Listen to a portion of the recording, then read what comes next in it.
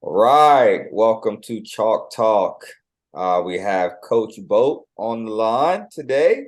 Appreciate Yes, you sir. joining, Coach Boat. How are you? Yeah, I'm good. I'm good. Man, listen, so you have been one of the most dynamic, outspoken, popular coaches over the last couple years. Very active on social media. That's right. Seems like you have a lot of support behind you. You don't bite your tongue on what you expect out of your program and your kids. How's the journey been up until now, and what does it feel like where you're at right now? The journey's been great, man. Like, just blessed to be a part of South Middle at the end of the day. Glad Mr. Barney gave me my first middle school coaching job. Blessed. They believed in me. They bought into what I'm trying to do over at South Middle at the end of the day. The parents, my village, the kids, everybody, they bought into the system, and we're moving in the right direction. So that makes me proud in general. Yeah. So when you talk about buying into what you're trying to do at South Middle, can you touch a little bit more on what that vision looks like for you? My vision for South Middle is just be better men at the end of the day, good basketball players, but better human beings. You got to be a great human being. Just saying thank you and yes, sir, and yes, ma'am, and stuff like that will go a long way in life. So just doing the little things. It always comes back to the little things. When I talk to my team at practice and stuff, I say always do the little things. Be grateful, be humble, stay hungry, believe in the process, the grind. Everything else will work its way out. Yeah, absolutely. Those are a lot of the values that we, instill in our guys too as well. I've said it before. It doesn't matter who we're dealing with, whether it's, the lunch person in the cafeteria or maybe the janitor or the person at the front desk or anybody. We're saying hi, we're saying thank you.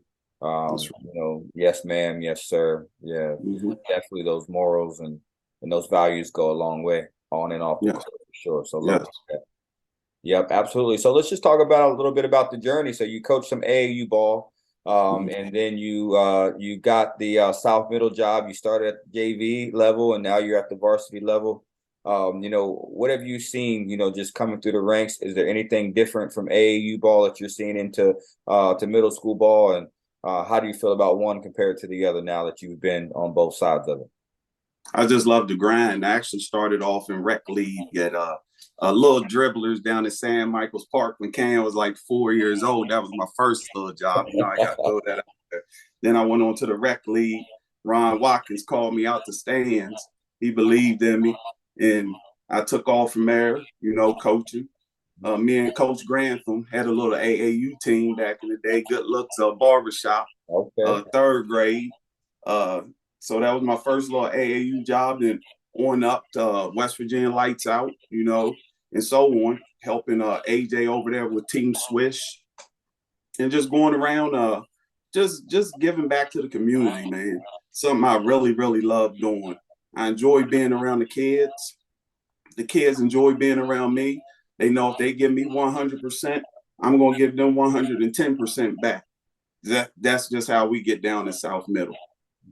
For sure. So it was great to have people like yourself that played the game at a high level, and you've scored a lot of points, and people know your name when it comes to athletics in the Panhandle. You played baseball, you played basketball, and we just it's hard to get people to come back and coach that has played the game that really knows the game at a high level, and to get them back and to take those classes and things like that. So what do it took you long enough to take the classes. Yeah. What got you over the hump? Because I know that I've been in your ear, and a lot of other people have been in your ear about getting guys like yourself and other great people that's played the game to come back and be coaches and to be referees, Right. for that matter. But what pushed you over the edge and got you over the hump to go ahead and take the class and be a part of the school system? Well, I just kept on getting calls, oh, why ain't you coaching somewhere? What you doing? I was just hanging low. I was going through some things, life. life change. My son, trying to get him through the high school ranks. Of course, you don't want to miss them games, coming up through high school. You only get them time, once in a lifetime, but after he bought into what dad wanted to accomplish and his vision and stuff like that, everything played out. That was big. That was big for him to say, Dad, chase your dream. You want to be a coach, go be a coach. Being pushed by my girlfriend and so on, family, my mom, and so on. I mean, just very blessed at the end of the day. Very, very blessed about my circle, my immediate circle. So they say, guys that were, really good at the game, sometimes they don't make the best coaches. How do you feel about that? How do you, take the competitive both from being a player to being the teacher, mentor, patient, coach, both? My kids probably sometimes don't think I'm too patient. I'm hungry. I'm hungry, dude. I push for greatness. I want to be great. I want my kids to be great. Everything we do once we walk in the gym, I mean, we get after. We get after for 2 hours strong. We get our little water breaks, but it's no wasted reps on the south side. You come here, you ready to work. I'm ready to work for you. You're going to run through the wall. I'm going to run through the wall. And that's how we plan on playing. So let's just talk about, your success so far this season. You've had some close games. I was able to watch one of the games over at Wildwood that you've had a few other close games that you've pulled out. You played North Middle earlier in the season and you dropped that one. What was your feelings on that game, things that you guys could have done better, and, what you plan to do differently coming into this game tomorrow night? Well, when we played North the first time, we had just came off the playing down at the Mixer down at Wildwood, and we had two 2-point wins down there against Morgantown and Daniel Morgan. And how we won them games, I have no clue. I mean, till this day, I watch them games and I'm like, man, there's no way possible we were supposed to win these games down here. But at the end of the day, we found a way, a gritty team, a resilient team. We found a way. We made shots when we needed to. Against Morgantown, we was down by 12 at halftime, and we was tied at the end of third quarter. So we've been playing good second half ball. We haven't been playing a complete game. So I'm still looking for a complete game.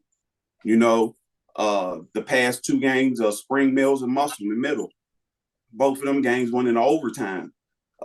Struggling to score the ball. So hopefully tomorrow, the big game, we got a lot of shots up yesterday, and hopefully we can knock down some shots this time. We had a lot of missed opportunities the first game against North. Missed layups, missed foul shots. The game got a little out of hand in the third quarter. They made a run. I think the Landon kid maybe hit 2 3-pointers that quarter. Aiden Stevenson got to the bucket a couple times. They had like a 20-point quarter against us. In middle school basketball, a 20-point quarter is big.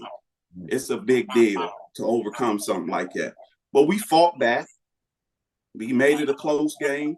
And at the end, they end up getting the win. So props to Coach Clem over there at North Middle doing this thing. Dude, I'm so proud of you.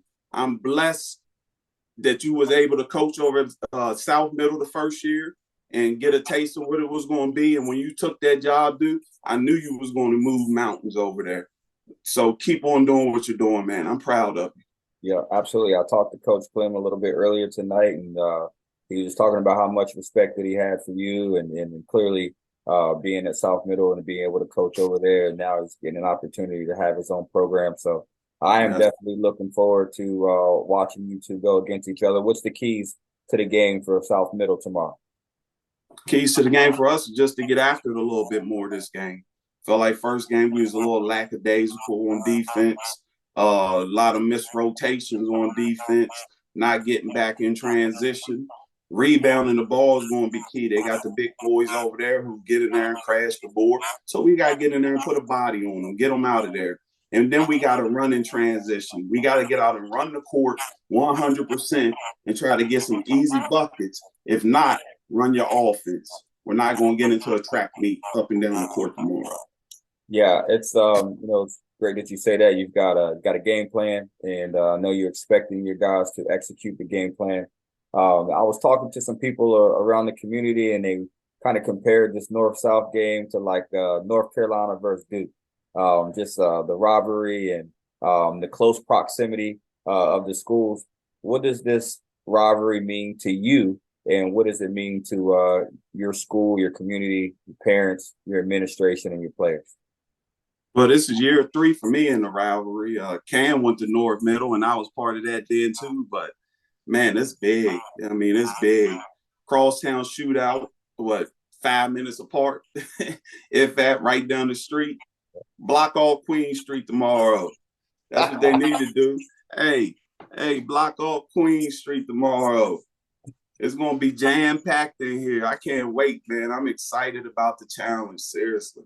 Yeah, absolutely. So I know we kind of came out late with the news that the game's going to be broadcasted on HTS TV. Thanks to you for helping organize that. Thanks to your administration for welcoming us tomorrow for the big game. I know there's a lot of people that weren't able to see the game last time you guys played, and even some parents that couldn't even see their kids play. So we are super excited about the opportunity to cover middle school sports. We're super excited to be able to cover a rivalry like the one that you guys have.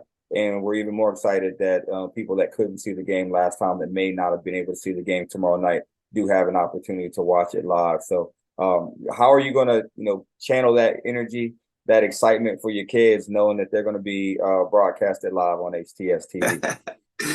Hey, my kids been there before. Y'all did the first game against them last year when y'all was just coming out over there at the rec center. Yep. So we've been here. The moment won't be too big for us, I promise you. I'm gonna have them ready. We're gonna be tapped in. We're gonna be locked in, and we're gonna ready to show up and show out. I promise you. I promise you. Well, listen, I cannot wait. I will have my popcorn ready. I told Coach Clem I can't wait till our practice ends. I won't be hanging around our campus. I'm going to be shooting up 95, get to the house, pop my popcorn, turn on HTS TV, kick my feet up, and watch that crosstown rivalry. Coach, thank you for joining so late. I do appreciate it. Wish you the best tomorrow. And as always, if you need anything from us, please let us know. Hey, thank you, Home Team Sports. Keep doing what you're doing. All right, man. Thank you. All right. Good luck.